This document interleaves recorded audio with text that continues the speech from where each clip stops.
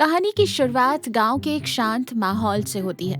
मनीष अपनी नई दुकान मनीष चिकन सेंटर में एक तरफ ग्राहकों के लिए कच्चा चिकन काट रहा है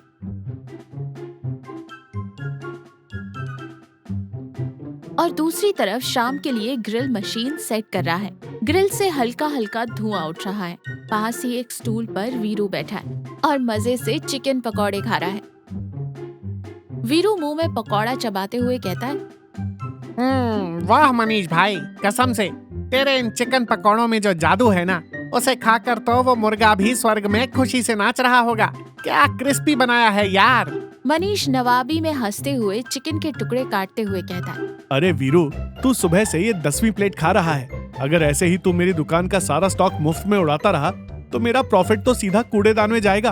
कुछ तो रहम कर मेरे भाई। वीरू गंभीर होने का नाटक करते हुए कहता है, अरे भाई, मैं तो तेरी क्वालिटी चेक कर रहा हूँ, दोस्त हूँ तेरा। वैसे ये कच्चा चिकन बेचते बेचते ग्रिल चिकन और पकौड़े का आइडिया तू लाया कहाँ से? गांव के लोग तो सिर्फ कच्चा गोश्त ले जाकर घर में बनाते थे, अब यहाँ भी टूट पड़ रहे हैं। यही तो बिजनेस है वीरू। वक्त बदल रहा है। लोगों को घर की मुर्गी के साथ साथ तुरंत गर्मा गर्म खाने के लिए कुछ नया और टेस्टी चाहिए। एक तरफ कच्चे चिकन का बिजनेस और दूसरी तरफ ये पकौड़े। बस देखना, थोड़े ही दिनों में अपनी दुकान पूरे इलाके में मशहूर हो जाएगी। तभी वहाँ से बिरजू गुजरता है। वो मनीष की दुकान में लटकते कच्चे चिकन और पास ही सुलगती ग्रिल मशीन को देखकर नाक सिकोड़ते हुए कहता है, लो जी, अब गांव में यही सब कमी रह गई थी। एक तरफ कच्चे मांस की बदबू और दूसरी तरफ ये तेल और ग्रिल का धुआं। मनीष, 2 दिन का शौक है तेरा। वो कच्चा गोश्त सड़ेगा और मक्खियां भिनभिनाएंगी, कोई नहीं आएगा। हमारी पुरानी मिठाई की दुकान तो चलती नहीं, तेरा ये नया चोचला क्या चलेगा? बिरजू भाई, मिठाई की जगह अपनी है और मेरे चिकन की अपनी। आप भी कभी चक्कर देखिए, शायद आपकी कड़वाहट थोड़ी कम हो जाए। बिरजू चिढ़कर कहता है, मैं उस कच्चे मांस की बदबू से ही मुझे उल्टी आती है। अंगूठा दिखाता हूँ मैं तेरे खाने को, तौबा तौबा। और फिर पैर पटकते हुए चला जाता है। मनीष एक ग्राहक को कच्चा चिकन तौल कर दे रहा है। तभी सरला बुआ अपने हाथ में छतरी लिए हुए वहां आती है। ग्रिल के धुएं से उन्हें थोड़ी खांसी आती है। अरे मनीष, सड़क किनारे क्या ये कच्चा गोश्त लटका रखा है तूने, और ऊपर से ये भट्टी सुलगा रखी है। मेरे फेफड़ों में तो ऐसा लग रहा है जैसे कोयले की खान घुस गई हो। मेरा सुबह शाम का टहलना मुश्किल कर दिया है तूने। मनीष हाथ जोड़कर कहता है, अरे सरला बुआ, प्रणाम। माफ कर दीजिए, आज हवा का रुख आपकी तरफ है। आप थोड़ा इधर आ जाइए और बताइए, घुटनों का दर्द कैसा है अब? सरला बुआ थोड़ा नरम पड़ते हुए कहती है, दर्द तो ठीक है, पर तेरा ये धुआं ठीक नहीं है। पूरे गांव को बीमार करेगा तू। किसी दिन मेरी शिकायत सुननी पड़ेगी तुझे। तभी वीरू पीछे से कूदते हुए आता है। अरे बुआ जी, आप एक बार मनीष के हाथ का ग्रिल चिकन खाकर तो देखिए, सारा दर्द भूल जाएंगी। इसमें तेल नहीं होता, निप्पलों पर सिकता है, एकदम कड़क। चुप कर रे वीरू, तू तो बस मुफ्त की रोटियां तोड़ने वाला इंसान है। मैं चली यहाँ से। और बुआ बड़बड़ाते हुए चली जाती है, लेकिन उनके चेहरे पर एक हल्की सी मुस्कान भी है।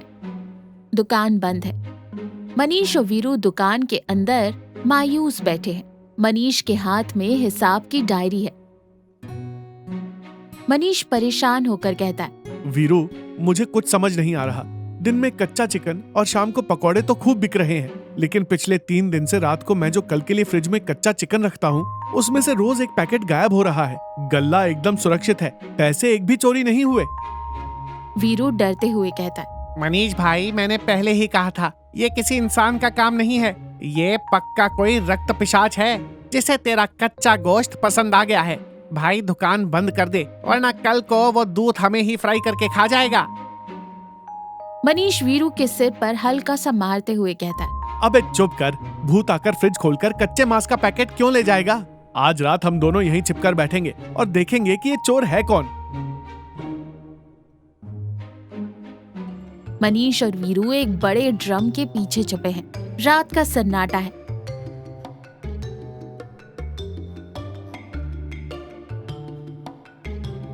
तभी एक परछाई दबे पांव दुकान के पिछले हिस्से में आती है। आदमी अपना मुंह कपड़े से ढके हुए है। वो चुपचाप फ्रिज खोलता है और बिना आवाज किए कच्चे चिकन का एक छोटा पैकेट निकाल कर जाने लगता है। वीरू फुसफुसाते हुए कहता है, भाई वो देख, इंसान ही है। मनीष और वीरू उस आदमी का पीछा करते हैं। वो आदमी सीधे बिरजू के घर के पिछवाड़े में आता है। मनीष और वीरू छिप कर देखते हैं। आदमी अपने चेहरे से कपड़ा हटाता है। वो बिरजू है। मनीष और वीरू हैरान रह जाते हैं। बिरजू उस कच्चे चिकन के पैकेट को खोलता है। तभी एक लंगड़ाता हुआ घायल सड़क का कुत्ता धीरे धीरे बिरजू के पास आता है। कुत्ता बहुत कमजोर है। बिरजू बहुत ही प्यार से कच्चे मांस के टुकड़े कुत्ते को खिलाता है और कहता है, ले खा मेरे राजा, आज फिर तेरा इंतजाम कर लाया हूँ। देख मनीष अगर मुझे पकड़ लेगा तो बहुत बेइज्जती करेगा, लेकिन मैं तुझे ऐसा भूखा तड़पते हुए नहीं देख सकता। कुत्ता मजे से खाने लगता है। बिरजू की आंखों में आंसू आ जाते हैं। वो खुद से बात करते हुए कहता है, क्या करूं? मेरी मिठाई की दुकान तो महीनों से ठप पड़ी है। जेब में 10 रुपए नहीं होते। तुझे डॉक्टर को तो दिखा दिया, पर तुझे अच्छा खाना खिलाने के पैसे नहीं है मेरे पास। मनीष से मांगता तो मेरा अहंकार बीच में आ जाता। दिन भर उसे कच्चे मांस की बदबू का ताना मारता हूँ। अब उसी मांस को तेरी मदद के लिए कैसे मांगू? ये सुनकर मनीष का दिल भी पसीज जाता है। वो और वीरू अपनी जगह से बाहर आते हैं। बिरजू भाई। बिरजू बुरी तरह चौंक जाता है। उसके हाथ से पैकेट गिर जाता है। वो शर्मिंदगी और डर से कांपने लगता है। बिरजू हाथ जोड़ते हुए कहता है, मनीष मुझे माफ कर दे भाई, मैं चोर नहीं हूँ। बस इस बेजुबान की जान बचानी थी। तू पुलिस को मत बुलाना, मैं तेरे सारे पैसे चुका दूंगा। वीरू हैरानी से कहता है, बिरजू भाई, आप तो कहते थे आपको कच्चे मांस से नफरत है, उल्टी आती है, और आपने इसी के लिए दोगती की। मनीष वीरू को रोकते हुए और बिरजू के पास जाकर उसके कंधे पर हाथ रखता है। बिरजू भाई, आपने चोरी कहाँ की? आपने तो एक जान बचाई है, लेकिन मुझे दुख इस बात का है कि आपने मुझे इतना पराया समझा। अगर आप एक बार आकर कह देते कि इस बेजुबान के लिए कच्चा गोश्त चाहिए, तो क्या मैं मना कर देता? बिरजू रोते हुए कहता है, मेरा अहंकार बड़ा हो गया था मनीष। मैं तुझसे जलने लगा था कि तेरी दुकान चल पड़ी और मेरी बंद हो गई। मुझे माफ कर दे। मनीष मुस्कुराते हुए कहता है, अरे भाई, इसमें रोना क्या? कल से ये राजा आपकी जिम्मेदारी है। और हाँ, आप सुबह से शाम खाली बैठे रहते हो ना, कल से आप मेरी दुकान का हिसाब किताब देखोगे। हम दोनों मिलकर बिजनेस करेंगे। कच्चा चिकन और ग्रिल चिकन मेरा, गल्ले का मैनेजमेंट आपका। बिरजू मनीष को गले लगा लेता है। वीरू खुशी से सीटी बजाता है। सुबह का माहौल काफी खुशनुमा है। मनीष पकौड़े तल रहा है और बिरजू कुर्सी पर बैठकर डायरी में हिसाब लिख रहा है। कुत्ता राजा पास ही आराम से बैठा है। तभी सरला बुआ अपनी छतरी लेकर आती है। मनीष, ओ मनीष। जी बुआ जी, आज धुएं की दिशा तो आपकी तरफ नहीं है ना? सरला बुआ भी हंसते हुए जवाब देती है, धुएं की दिशा नहीं, लेकिन तेरी अच्छाई की खुशबू पूरे गांव में फैल गई है। सुना है तूने बिरजू को काम पर रख लिया है और उस बेजुबान को भी आसरा दे दिया है। ये तो इंसानियत है बुआ जी, इसमें क्या बड़ी बात है? बड़ी बात है बेटा, जो दूसरों का पेट भरता है, भगवान उसका भंडारा कभी खाली नहीं रखता। चल, आज मुझे भी तेरा वो क्या कहते हैं उसे, हाँ, बिना तेल वाला ग्रिल चिकन खिला दे जरा। घुटनों में थोड़ा प्रोटीन भी तो जाना चाहिए। मनीष और बिरजू खुशी से हंस पड़ते हैं।